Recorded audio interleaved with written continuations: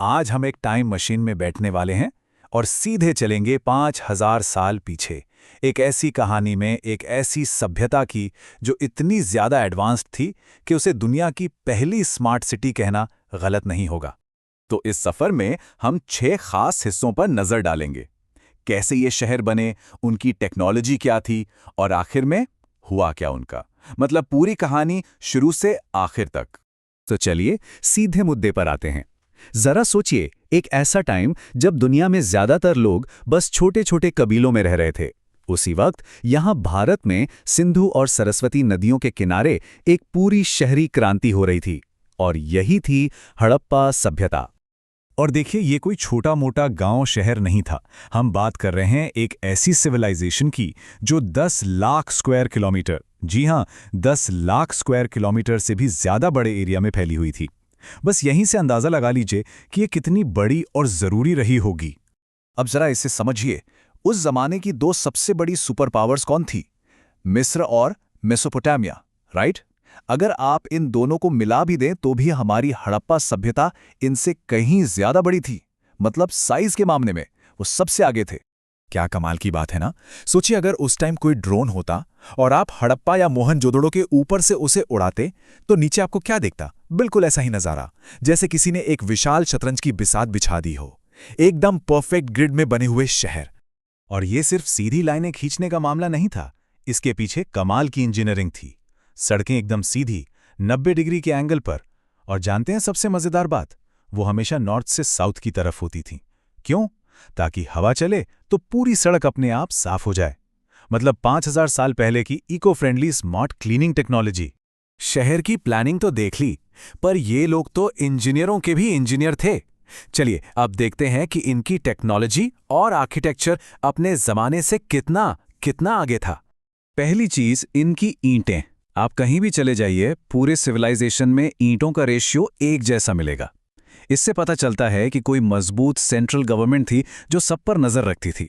फिर देखिए घरों का डिजाइन। एंट्री मेन रोड पर नहीं, बल्कि पीछे की शांत गली में।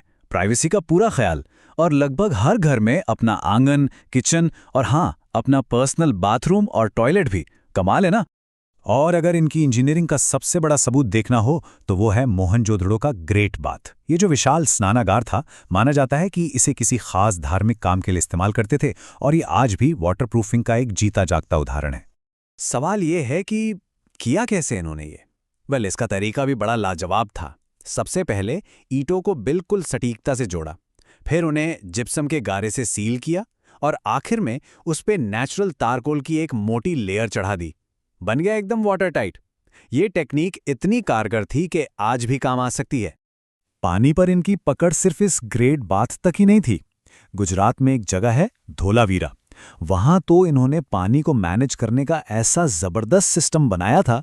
बड़े बड़े जलाशय, डैम, चट्टानों को काटकर बनाए गए चैनल। मतलब एक सूखे इलाके में पानी को बचाने का ऐसा सिस्टम कि आज भी मॉडर्न इंजीनियर्स उसे पढ़ते हैं। तो ये लोग बेहतरीन बिल्डर और इंजीनियर तो थे ही, पर कहानी यहीं खत्म नहीं होती। ये लोग बिजनेस में भी माहिर थे। असल में ये दुनिया के सबसे पहले ग्लोबल ट्रेडर्स में से एक थे। इनका मेन ट्रेडिंग हब था गुजरात में लोथल। और पता है लोथल में क्या मिला? दुनिया का सबसे पुराना मैन मेड पोर्ट। यहीं से इनके जहाज निकलते थे। कॉपर, हाथीदांत, कीमती पत्थर, ये सब लेकर जाते थे मेसोपोटामिया तक। और मेसोपोटामिया के लोग इन्हें मिलुहा के नाम से जानते थे। हमने इतना कुछ जान लिया है ना, इनके शहर, इनका ट्रेड, इनकी टेक्नोलॉजी। पर एक ऐसी पहेली है, एक ऐसा बड़ा राज जो आज तक कोई नहीं सुलझा पाया है, और वो है इनकी भाषा, इनकी लिखावट। अब तक हमें इनकी लिखावट के 400 से ज्यादा अलग अलग चिन्ह या कैरेक्टर्स मिल चुके हैं। मतलब ये कोई आसान सी पिक्चर वाली भाषा नहीं थी, ये एक पूरी कॉम्प्लेक्स राइटिंग सिस्टम था। तो बड़ा सवाल यही है, 100 साल हो गए कोशिश करते करते, आखिर हम इसे पढ़ क्यों नहीं पाए हैं? ये एक ऐसा रहस्य है कि जिस दिन ये खुल गया, यकीन मानिए इतिहास की कई किताबें दोबारा लिखनी पड़ेंगी। और इस रहस्य को और भी मजेदार बनाता है धोलावीरा में मिला एक साइन बोर्ड। एक बोर्ड जिस पर 10 बड़े बड़े कैरेक्टर्स लिखे हैं। क्या था ये? किसी शहर का नाम, कोई पब्लिक नोटिस, या फिर दुनिया का पहला बिलबोर्ड? कौन जाने। चलिए अब उस सबसे बड़े सवाल पर आते हैं जो सबके मन में होगा। आखिर इतनी एडवांस्ड, इतनी तरक्की वाली सिविलाइजेशन अचानक गायब कैसे हो गई? देखिए, पहले एक थ्योरी थी कि किसी बाहर से आए लोगों ने हमला किया और सब खत्म कर दिया। पर अब नई साइंटिफिक खोजें इस कहानी को नहीं मानती। फैक्ट यह है कि लगभग 1900 BCE के आसपास इनके शानदार शहर धीरे धीरे खत्म होने लगे थे।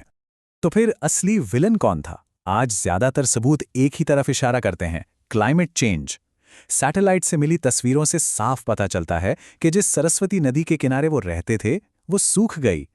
सिंधु नदी ने अपना रास्ता बदल लिया, जिससे भयंकर बाढ़ आई, और तो और मॉनसून भी कमजोर पड़ गया। बस पानी की इस मार ने उनके शहरों को वीरान कर दिया। पर रुकिए, कहानी यहां खत्म नहीं होती।